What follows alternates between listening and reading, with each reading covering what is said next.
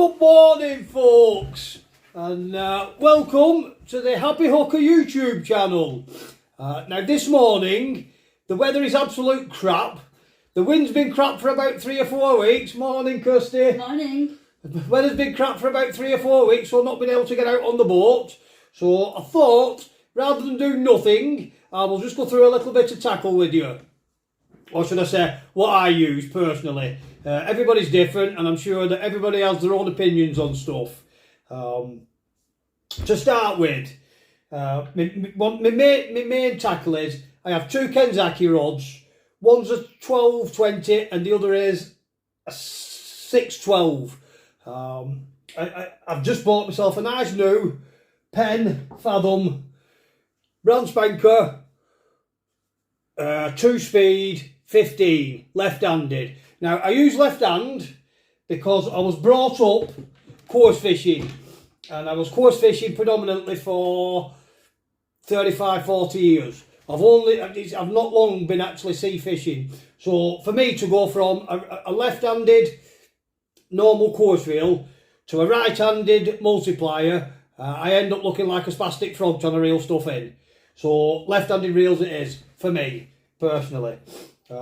I've matched this new Pen Fathom reel with the Kenzaki 12-20, which I will be using, not the 12-20, sorry, with the 6-12.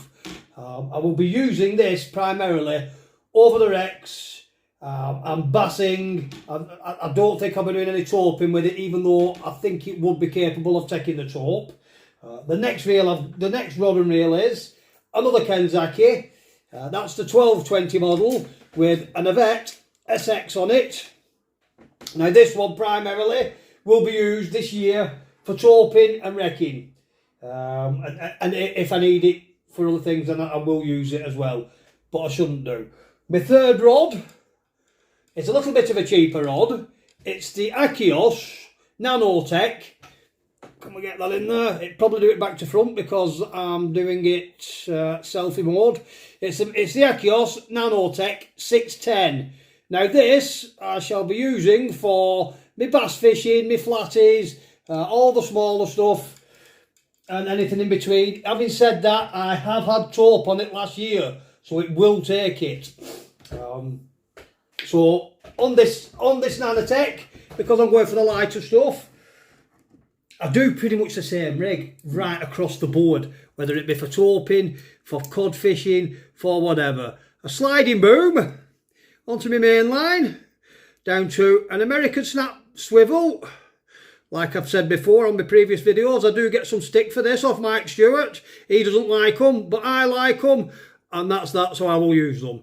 That then goes down to 10 pound amnesia, down to a size 1's Sakuma Manta, a size 1/0's or a size 1's, whichever one you fancy using, down to Sakuma Manta hook. Very, very sharp hooks. When I first used these hooks, I didn't like them. For the reason was, when you've hooked into a fish, if you try and hooking them using the shank, it snaps the bloody hook on the top of the bend there. So I went back in the tackle shop, had a good whinge and a moan about it, and he told me I were a knob. I said, oh, right, cheers for that. He said, you're a knob because they're the sharpest hooks you can get, and he put them to the test and ended up sticking one in my thumb. And the way you unhook these is you get hold of the bend at the top and unhook them like that, and it stops them from snapping. Anyway, that's that rig. That's for bass, flatties, anything else you can think of that's smallish on the bottom. Now my 6-12 with the Pen Fathom, excuse me, I'm going to be using this one on the wrecks and over rough ground, fishing for the cod and pollock and coalies and that way along. I will show you what I've done with this. I haven't put a sliding boom on this. I've just come down to, yet again, Mike Stewart, a link swivel direct onto my braid. I will be using, from that we'll be using one of these, a flayed and boom. And I'll show you how we put all this on, and I will tie it all up. Let me just shift these other two rods, and then I can play with one at a time.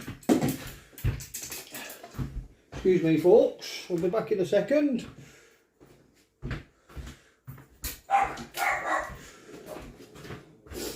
Now, I'll come a bit closer to the camera and adjust you.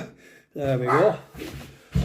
We'll get some £20 amnesia and a little shad for a sidewinder, pair of snips, and that's what I should need for, you can't see can you, there, that little bit of kit I will be needing to set up a wreck rig. So adjust that. All we do with this is take about, I'll just open it, take about 3 or 4 foot of £20 amnesia or something similar.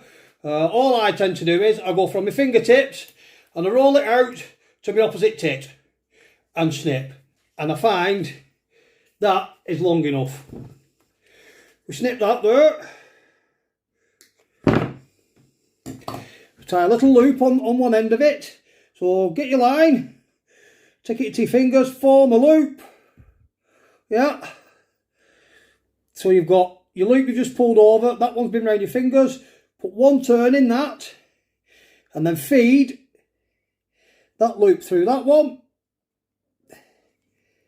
and start to pull it tight. Now don't pull it tight right away, little bit of spit, pull tight, and you're left with a nice loop like that.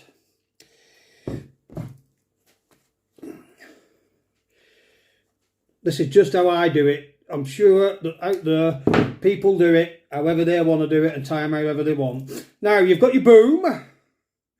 So at the pointy end of the boom, which is where your shad is going to be, push your loop through it, through your swivel, sorry. Can we see that? Push your loop through your swivel. Take the other end of your line and push it through your loop. Pull tight, and that all pulls tight down onto it. So now we've got a boom with an hook length. And on that hook link, I use, I like bright colours over the wrecks and over the rough ground for the cod and the pollock, and I find they're brilliant for the cod. That is actually a 4-inch shad, but I use the 4s and the 5s, I think that's a 4. Or I use the sidewinders, the sand eels, now them are a 6-inch one. You tend to pick up the better fish on this sort of size, and like I say, the bright colours, the brighter the better for me. And I have done a lot of wreck fishing and rough ground fishing and tried it and tested it, but having said that, sometimes a bit of shit in the eye, sometimes the darker colours do produce more. So all we do with that is take it through the eye, take it out, tie an half blood knot, which is, can we see that? I've got hold of my line there, so I'm going to form a little loop in there, take that, wrap it round. Once, twice, 3 times, 4, 5, 6, and 1 for good luck. Take your dog end, feed it back through the loop that you've just tied. Get a bit closer to the camera for you. Feed it back through.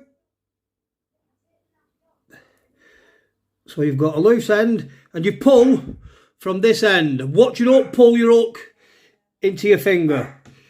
Keep hold of the dog end in between your finger and your ear, and pull from this end. Little bit of spit.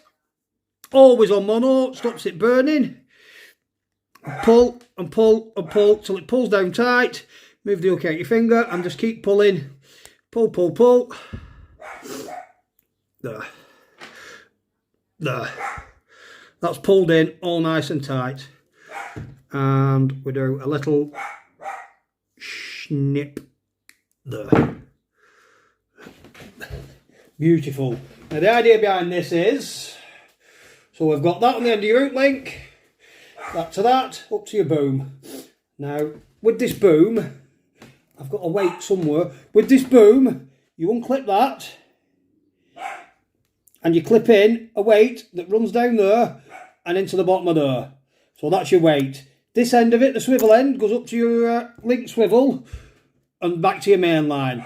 And the idea behind it is you drop it down to the bottom, you reel up 2 or 3 winds on your reel, and then you just jig your rod up and down slowly, and that brings your fish up and down off the bottom. Over some of the wrecks, if they're particularly snaggy, as you get to the wreck, you just start reeling up like 10, 15, maybe 20 times, and the fish will follow the shad up and grab it. Hey presto, you've got a fish. So all that's left to do with that now is hook it onto there. Somebody's pissed about my stuff. All we do to that now is put it onto my link swivel, and that rod is ready to go for a big fat cod or a big fat pollock. We'll shift that one now out of the way. Just wind that up. Oh, that's nice. There's a nice little loop there. I can put my shad in, tighten it up. That's going nowhere. We'll shift that one. Next one. Now then, this is the Taut rod. I'm really sorry, I'm just going to have to go and see what my dogs are yarking at because they're doing me head in, and I'm sure you don't want to be listening to them. Hey, where are you?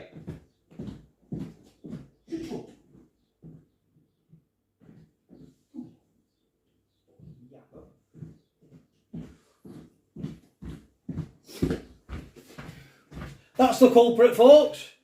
Somebody mooching about outside on the street and she doesn't like it, so she's yapping away, and now the other one's off. Right, bugger off. Where was I up to? Making a Taut rig. Right.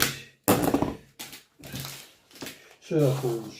I will be using, to make a Taut rig, I've got everything here, yep.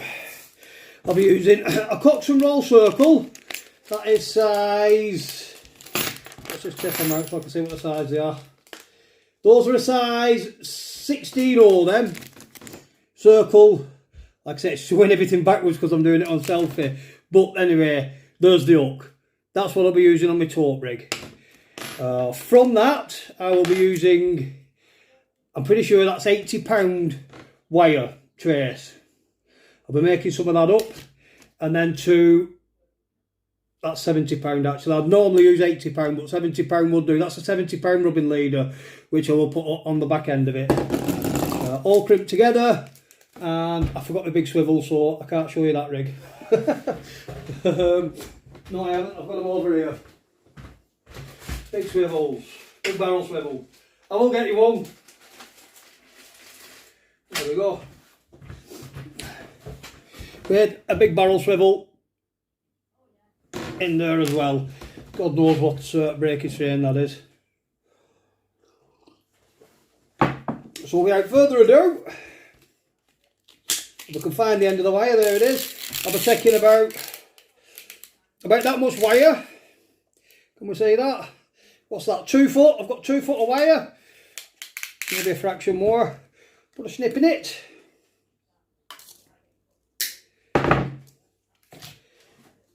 Set your wire. Before we do that, we'll tip out some, well, I've got crimps as well, sorry. I'll tip out some crimps. We can work out how to open the bloody things. Why did they put the opening on the bottom of the packet instead at the top? The mind boggles, doesn't it? We'll tip out some crimps. They should be big enough for this. Push your wire through once. So you've got a crimp on. So I've got a crimp onto the wire already. You see that? Then I'm going to push my wire through my hook. Take the wire back round and through the crimp again.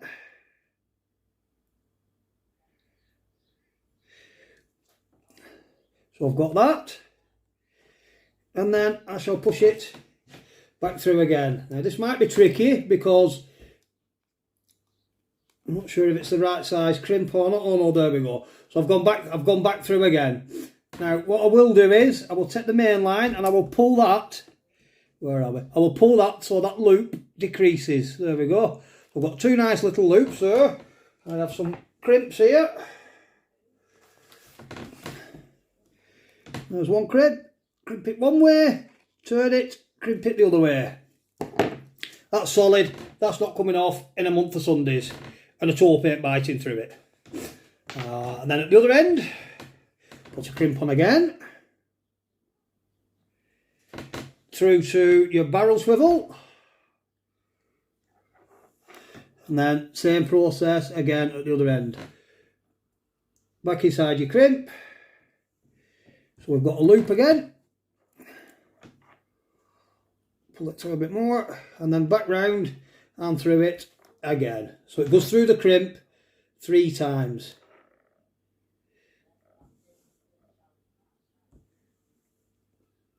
Now these are made for myself. Same again, pull your main wire. There we go, and crimp.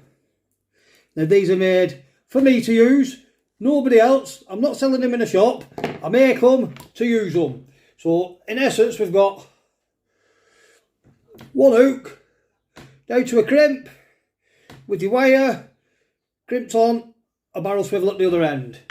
All I then do is I take a piece of this £70 line. Like I said, preferably I'd be using 80, but I must have been using this all last year and I've not had any problems with it. Probably take the same again, another 2 to 3 foot of it, snip it off,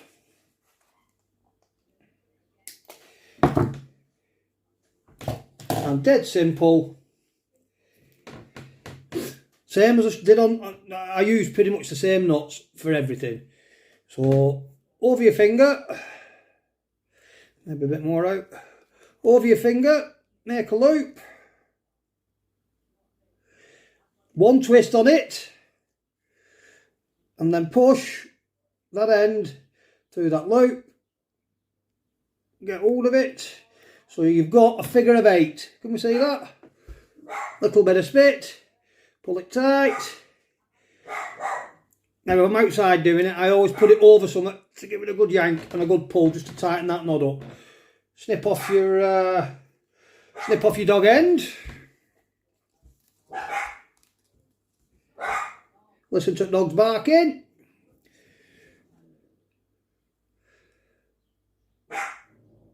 That's one snip.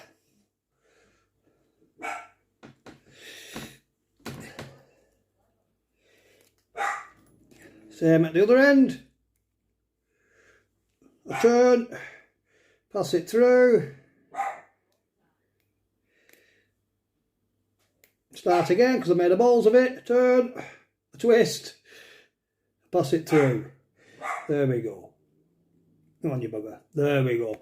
Pull tight. Same again, a figure of 8, little bit of spit, pull tight, put it around my crimps just to pull it tight properly. There we go. Pull that tight, snip off the dog end.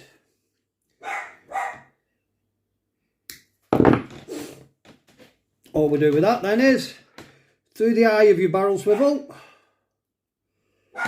bring up the other end, pass it back through the loop, and pull tight. Make sure it's all there. And then at this end, I have, on the end of my rod, yet again, just move that, another link swivel, but a bigger one, so it can take more power. And all we do with that is, clip that on, there you go, one taupe rig, set and ready to rock and roll. All I do then is, I have my sliding boom, I connect a weight to it, excuse me, flick it out with a full mackerel on, or a full herring, or a pollock, or a coalfish, or a dab, or whatever it is you want to stick on your hook. Flick it out, tighten into it, set your clutch, and sit and wait. And usually, you're not waiting for too long. So that's that rod, all set and ready to go. Like I say, the weather's been absolutely bobbins, so I've not really been able to get out, and it's doing me head in. So I thought I'd just go through a little bit of tackle with you, and I made this short video just to show you a bit of something and how I fish rather than do nothing. I will put on the end of this video a couple of clips of people using my rigs and my rods catching taupe.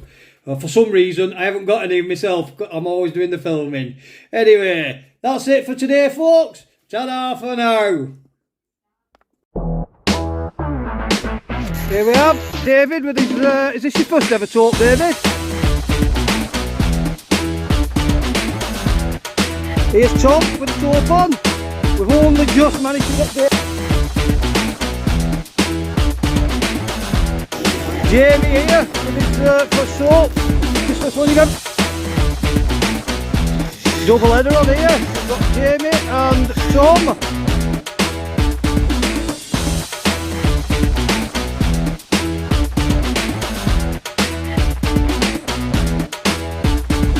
Lee Smith about 50 yards away with the taupe one.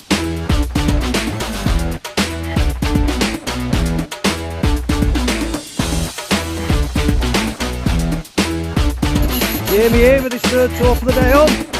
If we get it on this one.